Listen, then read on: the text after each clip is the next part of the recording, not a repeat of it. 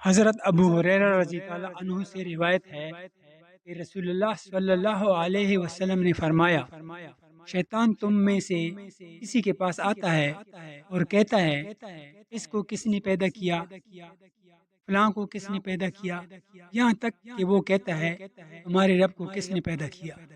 تو جب وہ یہاں تک پہنچ جائے تو اللہ کی پناہ مانگو، اس وسوسے سے باز آ جاؤ۔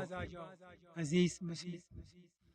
حضرت ابو ہریرہ رضی اللہ عنہ سے روایت ہے کہ رسول اللہ صلی اللہ علیہ وسلم نے فرمایا، بندہ کبھی کبھار ایسی بات زبان سے نکال دیتا ہے جسے وہ اہمیت نہیں دیتا، لیکن وہ بات اللہ تعالیٰ کو پسند آتی ہے اور اس کے سبب اللہ تعالیٰ اسے جنت میں بلند درجات عطا فرما دیتا ہے۔